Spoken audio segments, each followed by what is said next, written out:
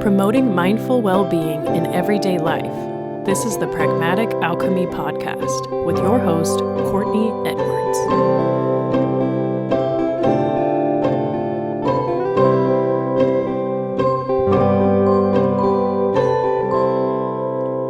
Hi, and welcome back to Pragmatic Alchemy Podcast. My name is Courtney Edwards, and I am your host. Today we are welcoming Holly Shelowitz to the show. Holly is a nutrition counselor and wellness coach. And one of my favorite parts about this episode that we're about to offer you is the emphasis on pragmatic.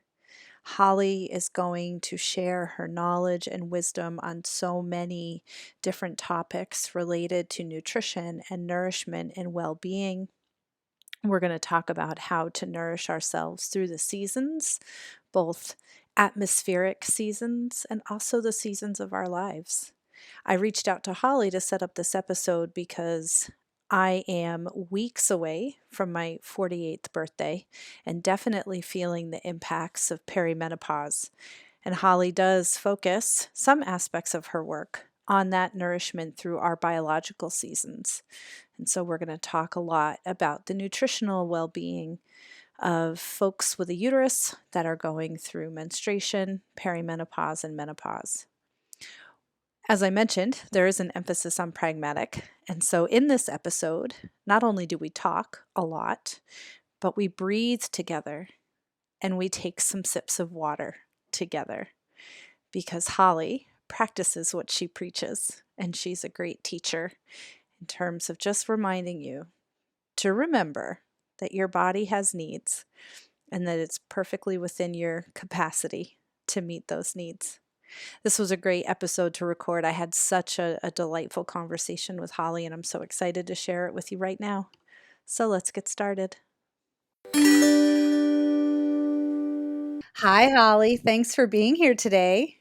Hey, Courtney. Thank you so much for having me. I am so excited to have this conversation with you.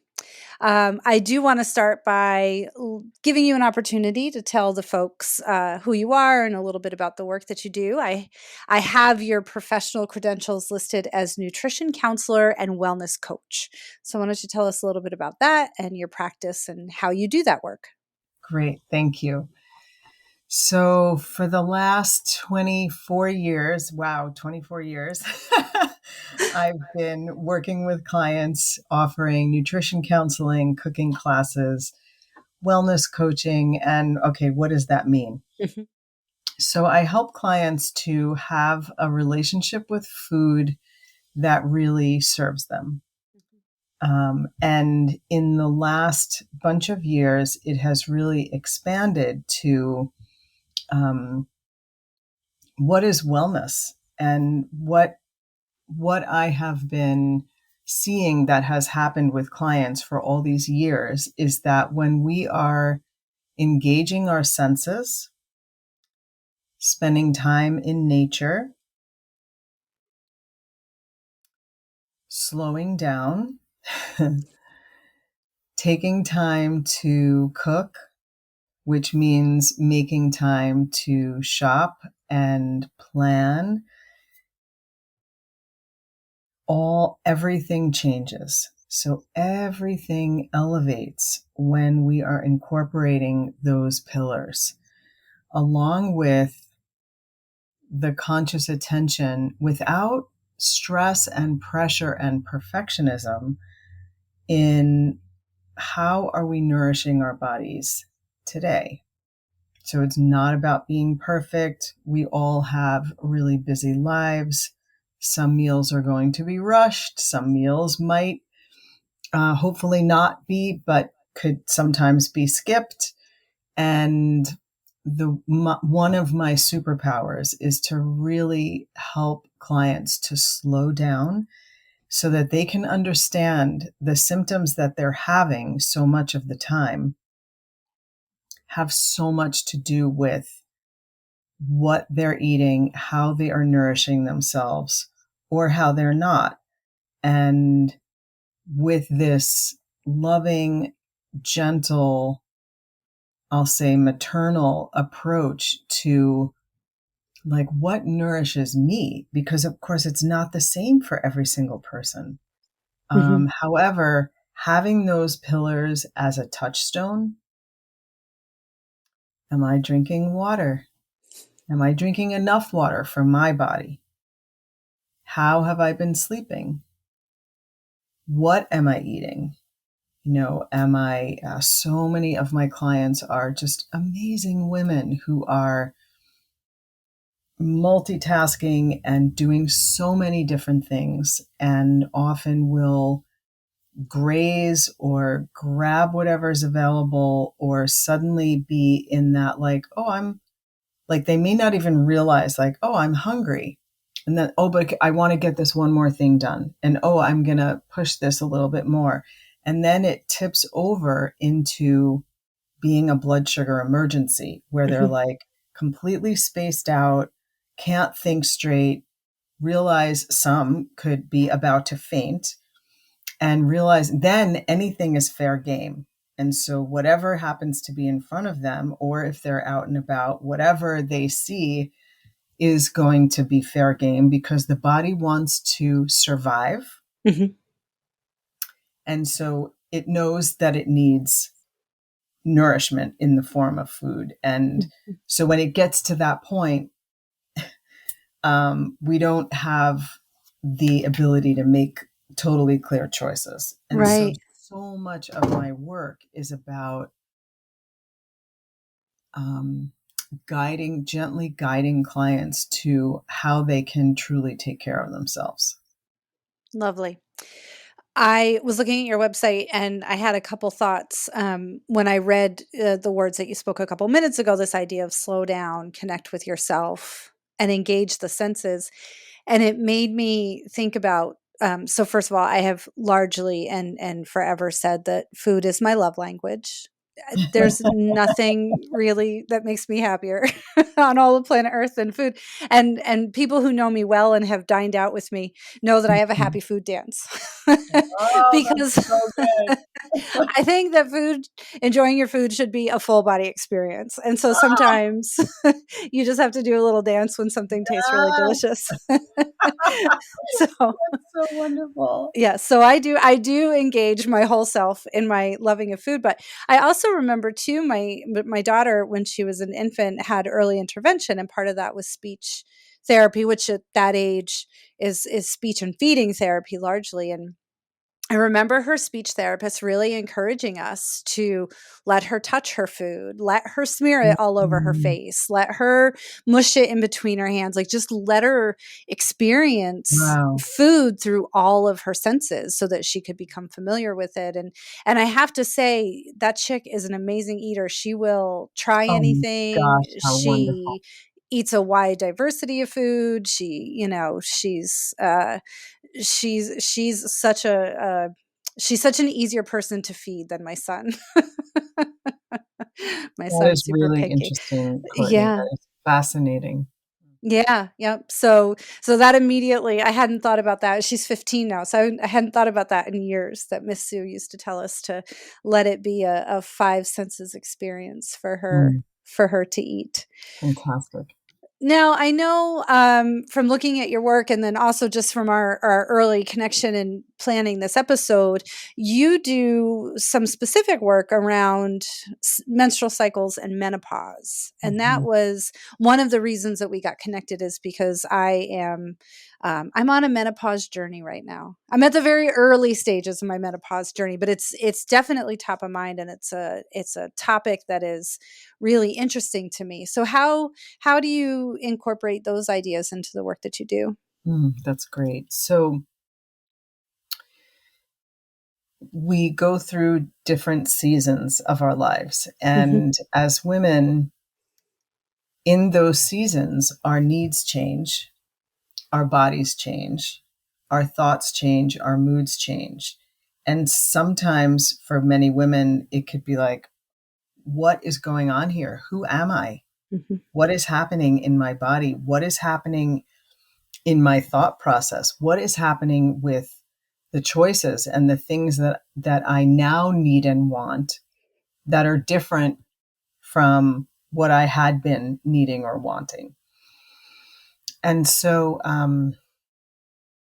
in my sessions and groups with women, of course, it is such a unique journey, right? We all have our unique path. And what is happening in general for us is physically hormone levels are changing. And it's incredible how that also affects all the things I had mentioned. What we need now. So many women need way more quiet time. Mm. Yes. And like, or they need, and or they need like, they realize that like time with certain people is completely not working for them. Like, so really our being goes through incredible changes, and it can be scary, frightening, fun, enlivening, all the things. And so sometimes, depending on a woman's constitution, her lifestyle, her stress levels for all the years prior,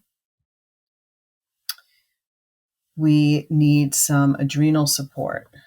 Mm-hmm. So if there are lots of hot flashes, if there are mood swings, if there are sleep issues, then I go through all of our pillars and touchstones and check in, because it's so common for women to be on the run, like, on to the next thing, next thing, next thing. And over time, that really starts to affect our energy levels, our clear thinking, or, there's could be a lot of like confusion, brain fog, that.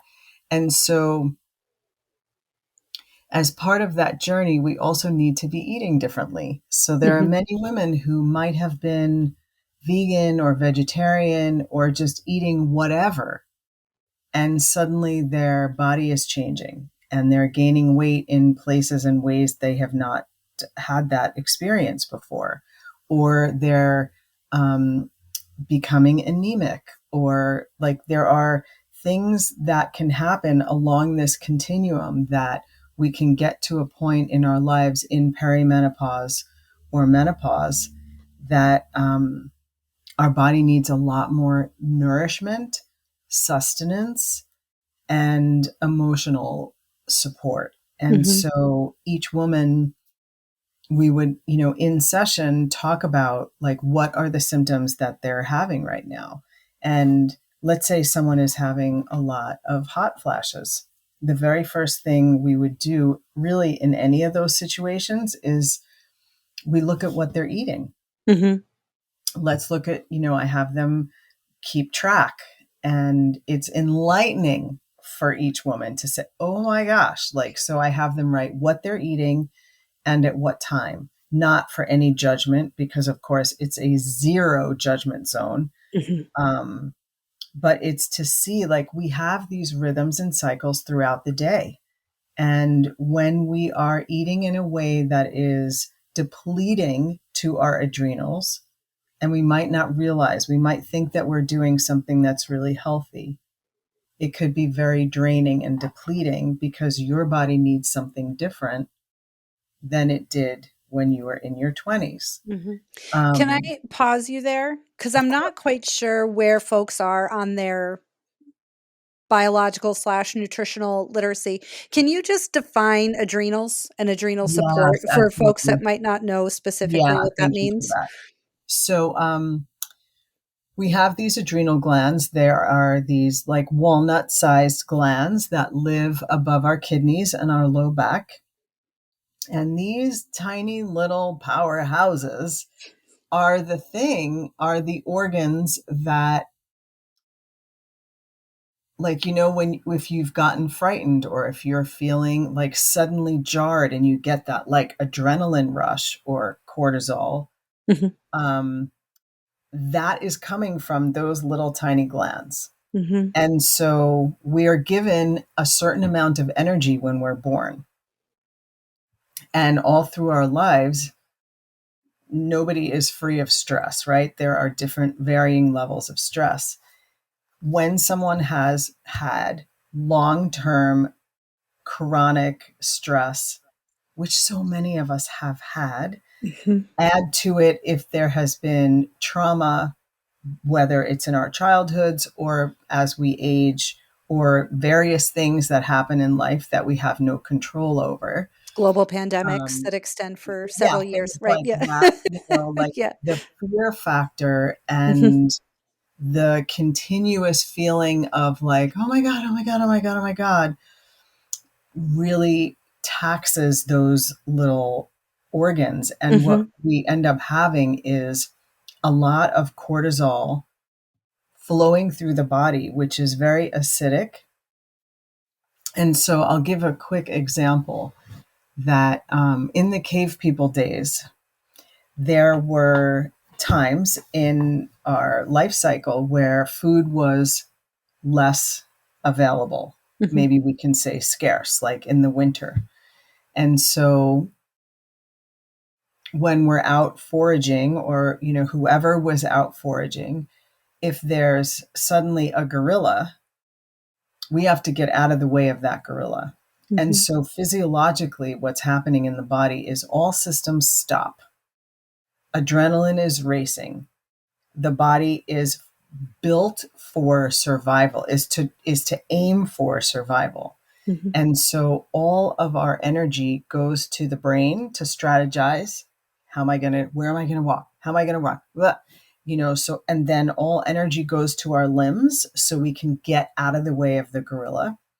What also is happening is digestion stops, reproduction and everything around it for men and women stops, because all systems go in getting out of the way of the gorilla. Right. So even though we have evolved since that time, and for the most part, there's no actual gorilla, that fight flight response is very much the same as it was then. And Mhm. so let's say you're rushing in the morning to get to work. The same physiological things are happening in the body. Let's say there's, you're looking at your finances and you say, oh my God, like, that same kind of adrenalized thing. Or let's say there has been death or trauma or long-term fear, like you just named. The past Mhm. 3 years has been unbelievable, unprecedented for all of us, never even imagined. Mhm. When we're in that continuous fight or flight experience where there's adrenaline moving through the body, there's cortisol moving through the body, what's also happening, if you remember me saying, is that digestion slows or stops. Mhm. So many people are having digestive issues as a result of this. Plus, the body, in its innate desire for survival, all calories are stored as fat because the body thinks, okay, I got to gear up, I got to Right. save up, I don't know when I'm going to eat again. And so there can be weight gain as a result of that, because we don't live in the same way that we were living in cave person days, where we're like carrying water and doing all the things. And so that continuous cycle of stress and adrenaline and cortisol really stresses the adrenal glands. And what happens is that when we reach the point of peri-menopause, menopause, the adrenals are the primary, like we really need them on our side Mhm. during this transition of all of the different hormonal changes. And when they are taxed, blood sugar levels can fluctuate a lot. And if we have been grazing or skipping meals or having that adrenaline and cortisol moving through the body, there's like this high level anxiety that's maybe underground, or maybe you're aware of it, and that affects the liver, which it doesn't mean there's anything wrong with someone's liver, but the liver governs and and like works together with the adrenals during this time of hormonal and physiological change that we're going into as Hmm. women. And so then the hormone levels have trouble coming to their new balance. And so that's where there could be hot flashes, sleep issues, insomnia, anxiety, like, where you find that your patient's level is so different than it used Right. to be. Sweet cravings can increase. We can feel really out of control around food because, once again, the body is craving energy and replenishment.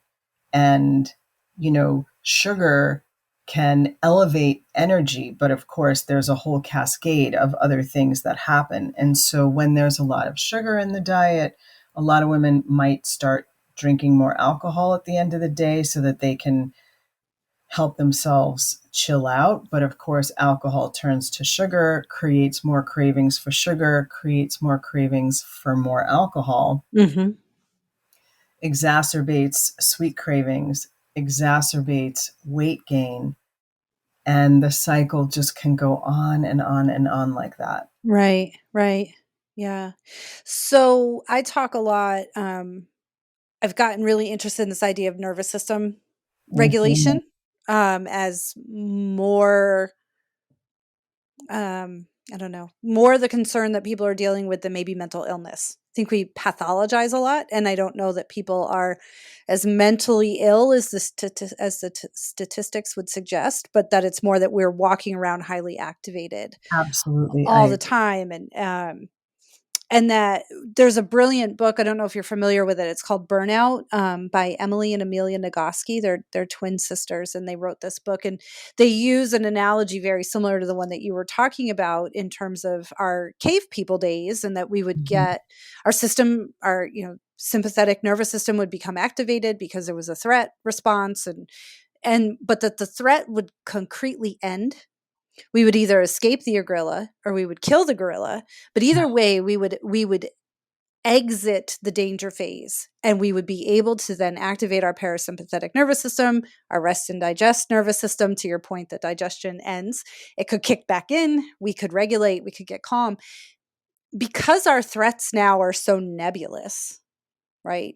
Deadlines, finances, relationship issues, people cutting you off in traffic, trauma response, like that we don't have the same cues to deactivate the sympathetic nervous system and absolutely. shift into that parasympathetic response. And so I'm always investigating, curious about, trying to learn more about different ways to, since we're not maybe going to get those same environmental cues to deactivate, how we can cue ourselves to deactivate. So I'm curious if that enters into the work that you do, Mm, at all, just in terms of how to be your own jumpstart of the parasympathetic nervous system, and mm, go back into rest and digest and be able to deactivate all of those flight, fight, freeze responses. yeah, absolutely. 100% yes. And so that's where engaging our senses comes Hmm. in, because when we are in that aftermath or continuation of fight, flight, and for a lot of us, freeze, because even in that freeze, there's like intense adrenalizing energy. Right. Hmm. So meditation and breathing practices are part of every program I teach. They're part of every all of the work that I do with my clients is, and it doesn't have to be like sitting cross-legged for 20 minutes in a Zen pose. It could be hand on your chest, hand on your belly.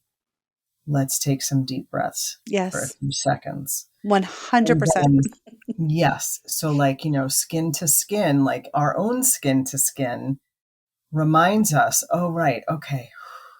Mm.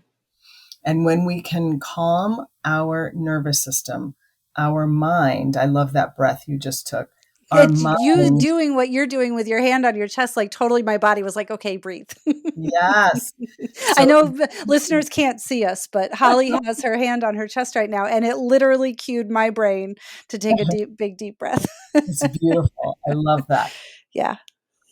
And so in addition to that, so when we're at that state of like, oh my God, oh my God, oh my God, the very first thing that we could do if we could remember in those moments is to skin, hand on some part of your body where you can breathe. I think it feels really good to put my hand on my chest and another one on my belly. Like, okay, because all of the energy is in our head Mhm. trying to strategize and think and what are we going to do, like we're in like quick, like a lot of thoughts flying around. And Right. so when we can engage our parasympathetic nervous system by breathing and self-soothing, we have 100% of ourselves more available. Mhm. Also, when I say that we engage our senses, so this is obviously engaging our sense of touch, right? And so when we can breathe in something beautiful, maybe it's sauteing onions, but maybe it's also about That's a beautiful, yeah, exactly, right? Like it 100%. um Love it. and it could be, so or we have a bottle of lavender that Yeah. we carry with us that we open that cap and we inhale it. Yeah. And I work with lots of different essential oils and I create blends for my clients. And we focus so much on that because, a lot of people might think like, oh, essential oils, they smell nice. They are concentrated medicinal oils from plants. Mhm. I know that and for our listeners that like roots, bark, leaves, flowers, berries, citrus, all of those things. I mean, like you could cut open an orange and inhale that Yes. your beautiful orange essential oil, which is like, oh, sunshine, Yes. right? I was just gonna say, I was like, "It smells like sunshine." Exactly. So, like, Yeah, yeah. we know they're growing in really warm places, absorbing all the sun. And Mhm, similarly, we don't want to necessarily like eat at those moments because then, like, first we want to calm our nervous system down because it could be that we're in that fight or flight because of a lack of nourishment. However, we want to calm our being. And if it is hunger, then we want to address that. mhm, And so by engaging our senses, we want to like be able to tune in. And part of this practice is coming to understand what you might need. Maybe it's a glass of water with some fresh lemon or orange in it. mhm. Ah, wow. When we're dehydrated or not drinking enough water, the brain goes cuckoo. We start getting really Yeah. brain foggy. That's when sweet cravings or cravings for caffeine or chocolate or sugar or alcohol can come in, and all we needed is some water, Yeah. I right? notice I feel really nauseous if I don't drink enough. And Yeah. I chronically don't drink enough I will own this. I feel like Mhm. I'm probably walked through most of my life partially dehydrated. Mm. It's like an uphill battle, and it has required a lot of discipline to kinda Yeah. stay with my water consumption because it is the thing that I'm probably worst at from a Mm. nutrition and a nourishment perspective. Yeah. Is it Yeah. that, like, you forget to drink or you're just not in the mood? No, I just forget.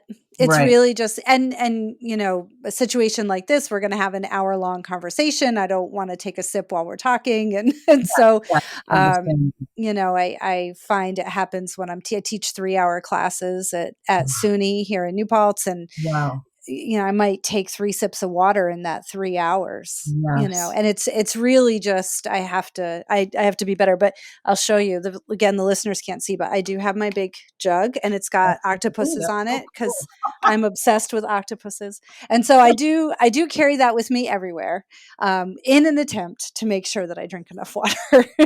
So let's take a drink of water. Alright, we're gonna take it listeners, take a drink of water if you Grab your water can. right Alright, now. here we go. I love that. It's a Thank you. teaching moment. It Like is we a can teaching always moment. do that. Like in a session with clients, which are visual now, I'm also working, exclusively virtually. Hmm. When I take a glass of water, it's sip of water, they end up doing that as well. Yeah. Yeah. So, and what I noticed for myself personally, and then when I started talking about it with clients, they noticed it as well. Perimenopause into menopause and beyond, the adrenals need water and minerals. Mm. And so when we're not drinking enough, that can absolutely cause migraines, headaches, and a lot of the other symptoms that I've been naming. Hmm. When we're not getting enough minerals, which so many of us have not been supplementing with minerals throughout our Hmm. whole life. And if you think about it, we have been bleeding every month in a Right. beautiful, natural, goddess given cycle. Hmm. And in that blood, there is mineral loss, there is electrolytes being lost. Right. Um, and there is hydration being lost. And so when we're in this new season of our lives, hydration takes on a whole new meaning Right. and becomes, I'm going to say, essential. Hmm.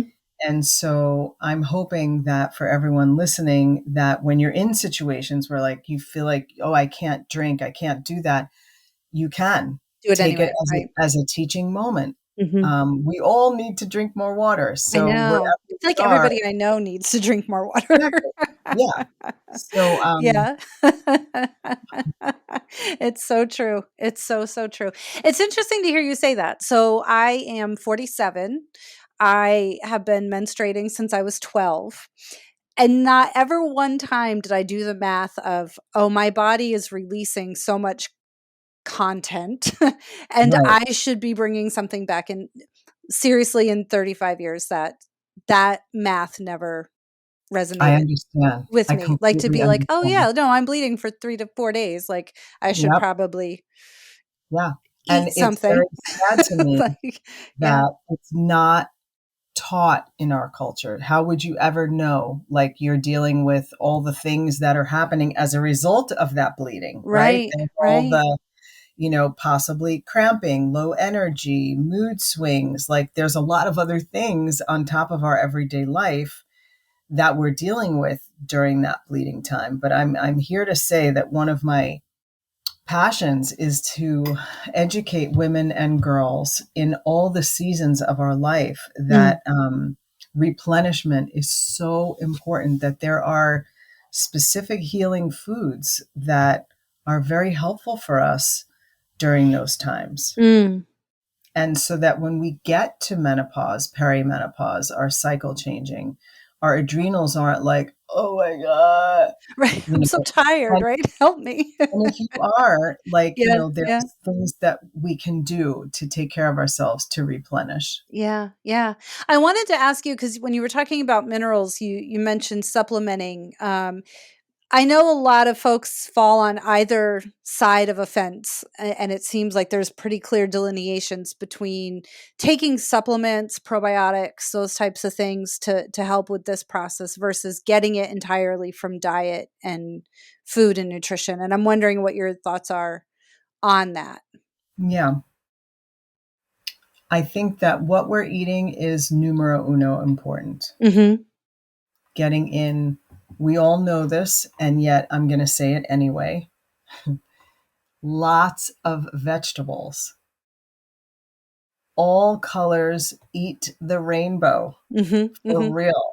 Like, And not have just your Skittles. food. No, good one. Good one. I should clarify Sorry. that. Eat Sorry. the Clearly, I rainbow have kids. of plants. I Yeah, understand yeah, yeah. completely. Eat, that's great. Excuse me. Eat the rainbow of plants. Yes. And so lots of greens, all the colors, squash and butternut squash and sweet potato. And you get where I'm going with this. Yeah, yes. And so while we can get so much nutrition from the foods that we're eating, the soil is not the same as it's been. Mm. No, I think that's an important point to make. Yeah. And so with that, between that and, this theme that we keep going back to, the chronic stress, when there is that continuous stress, the body doesn't get to absorb everything from the food because it's focusing on your survival, Right. right? So it's all connected. Mhm. And so with that, I feel really strongly about adding healthy, good quality, food sourced, clean Mhm. supplements to focusing also on eating really well. Mhm. What do I mean? Like focusing on eating a diet with a variety of vegetables, beautiful fruits, high quality protein. And of course, when I meet with people privately, we discover what their body really needs in terms of Right. vegetarian or non or some meat, like that. Right. So, yes, I feel like supplementation is really, really important, more now maybe than ever. Okay. Um, in addition to putting a lot of attention on what we're eating and drinking. On food, yeah. One of the things I'll plug here, I normally try to defer to my expert guests when giving strategies and tips to listeners, but I do have to say that menu planning has changed my life. And so I have a weekend ritual. Usually Saturday mornings, I sit down, I plan the week's menu, and we try Amazing. to. So we are carnivores in our house, but I try to do that. We're going to have a beef, we're going to have a chicken, we're going to have a seafood, and then we're going to have a couple of days where there's no meat. And so Mm, that really helps me be strategic fantastic. about variety. Um, Mhm. and to your earlier point about sort of this chronic stress condition and being rushed, at least I know dinner is always planned. So So good. breakfast and lunch we work on, right? Like we're doing our best around those. But dinner is at the table.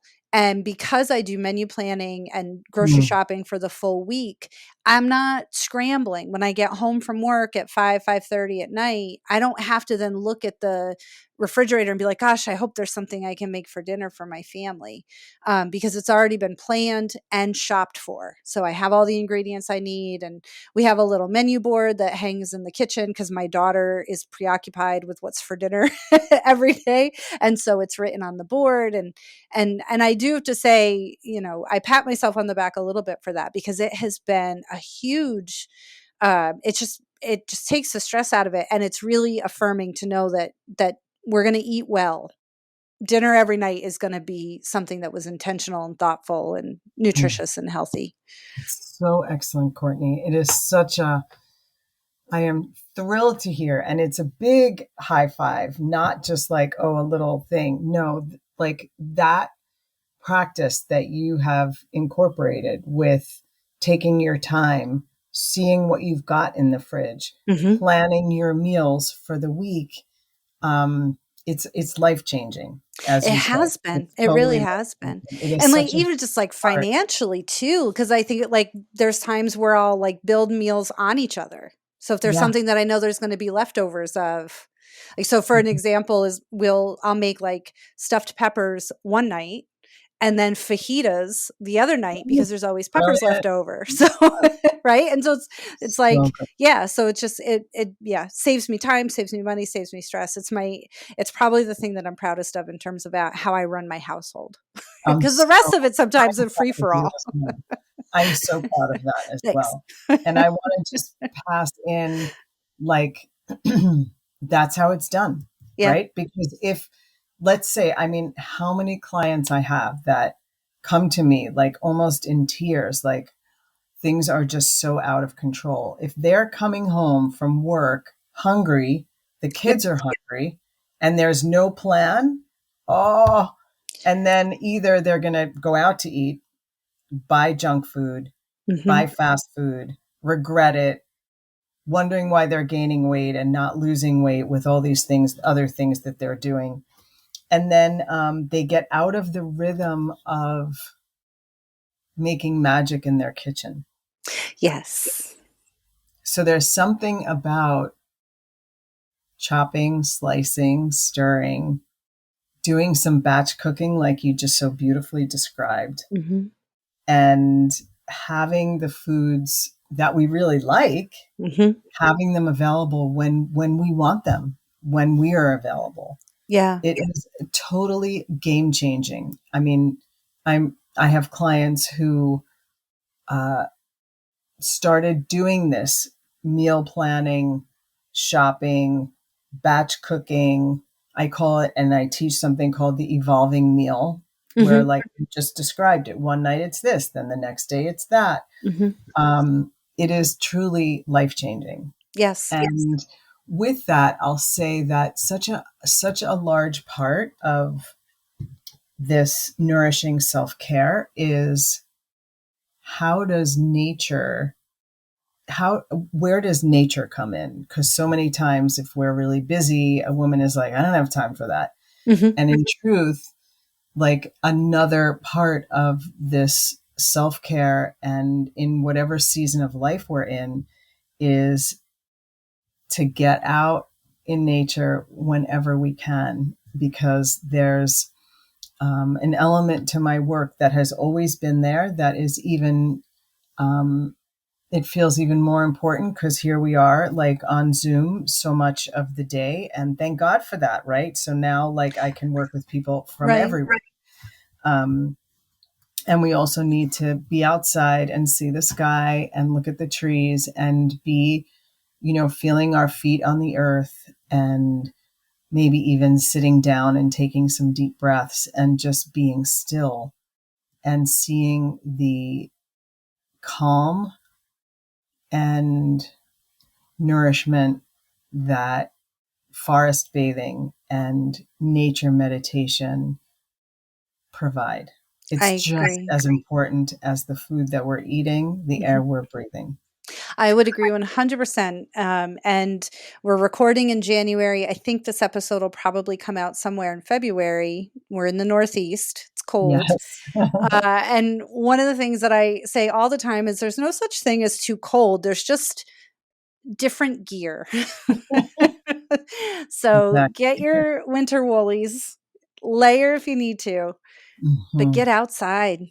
Yeah. Especially in the winter. I was gonna say even in the winter, but I would say especially in the winter because, I it's just found to be really clinically effective against even seasonal fluctuations in mood. Mm. So we talk about, Yeah.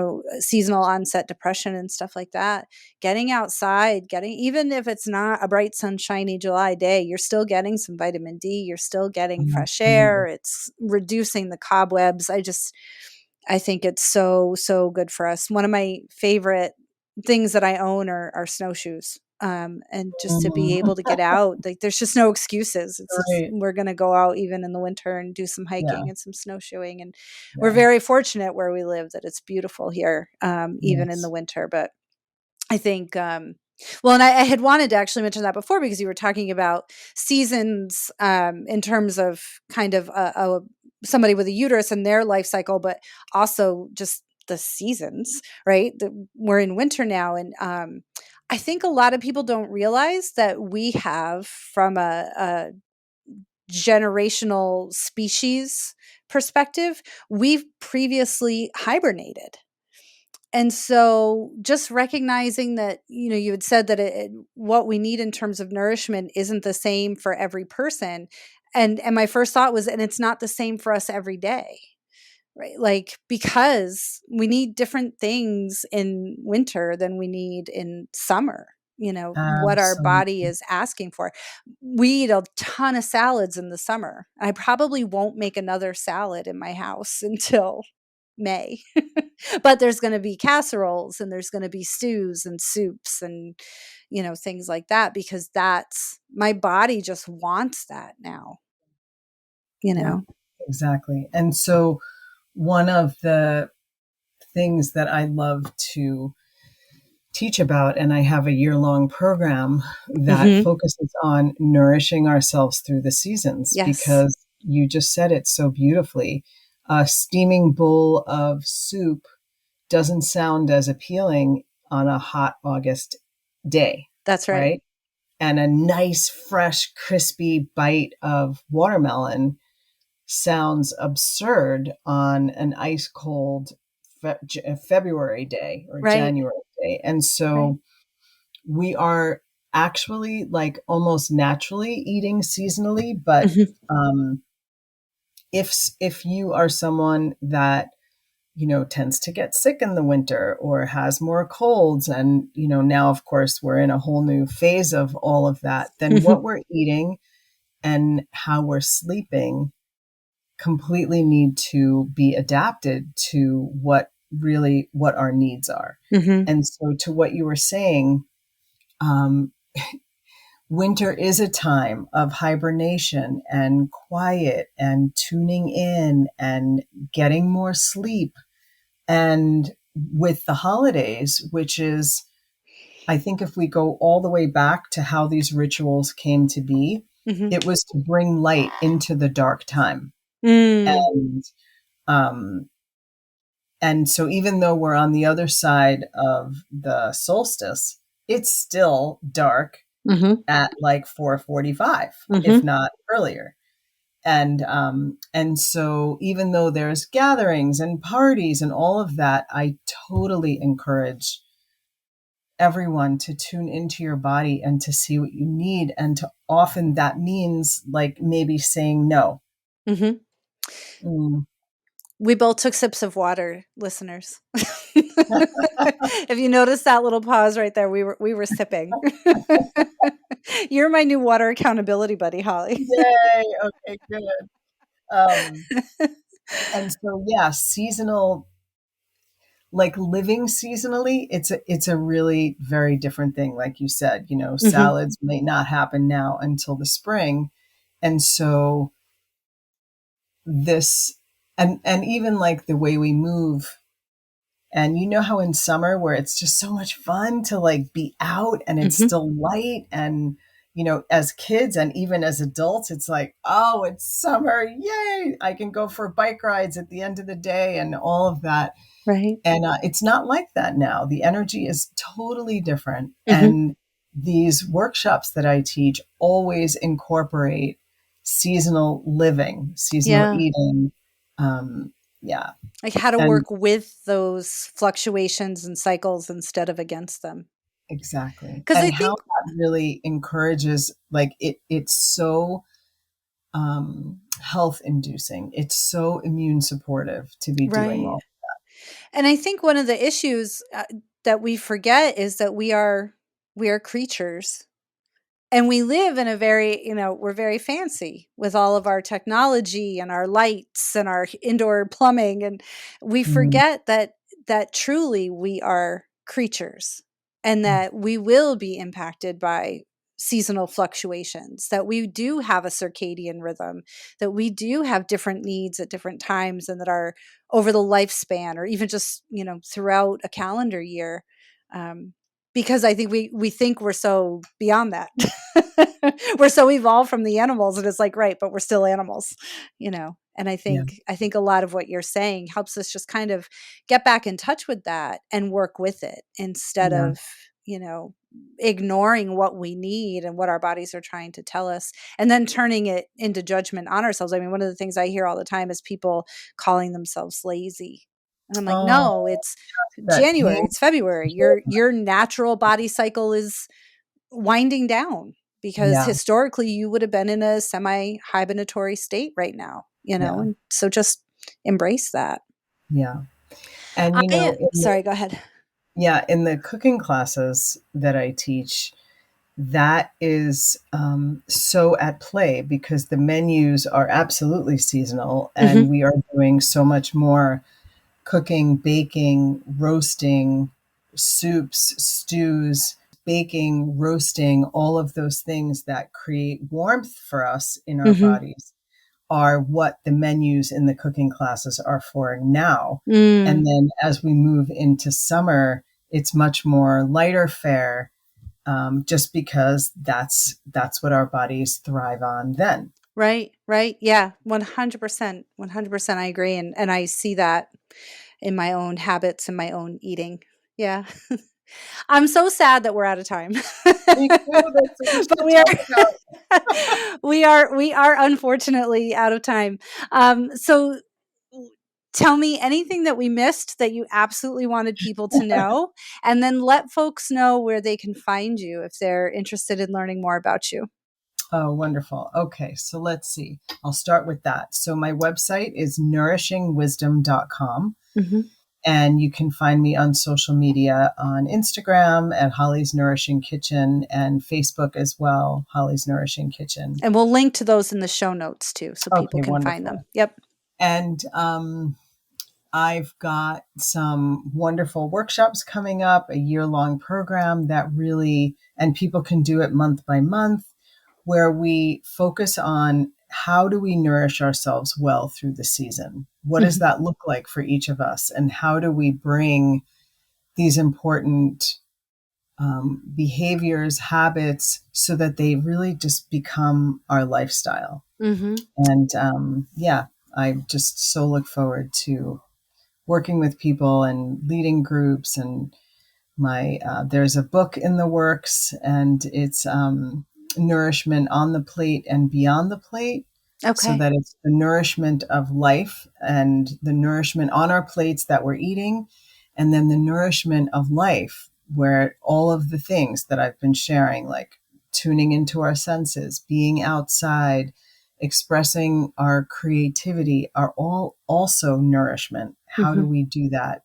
Because it's not only like, here's a plate of broccoli, you'll be fine, right? Right. It's whole life.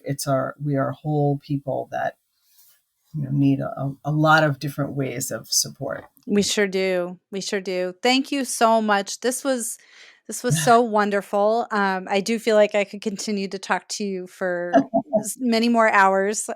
Food is my love language. I love that. But I do, it's, I don't know. I know there are people in the world different than this perspective, but my first thought of the day is, what will I eat? Right. Mm. So this So idea of good. nourishment and nourishing the body and nutrition, like, it really is central. Not necessarily that I'm always walking through my day being like, all right, how can I be the most nourished? But I'm literally thinking about, where's my tea and what am I going to eat today? And Yeah. so I do, this is a very central part. The work you're doing is a very central part of our whole existence, of our lives. Mm. And Mm. so thank you for the work that you're doing and what you're putting out into the world. Thank you. Thank you so much for having me and for this beautiful work that you're bringing into the world. It's just great. Thank you. Yeah. Thank you so much to Holly for that amazing conversation. If you have future topic ideas, suggestions for guests, questions, or comments, please send them to me at Courtney@shineandsoar.com or fill out the contact form on shineandsoar.com/podcast. If you are loving this content, please share it with a friend because they might love it too. Don't forget to rate, review, and subscribe wherever you're listening. We'll be back next week with another brand new episode. In the meantime, take care of yourselves and each other.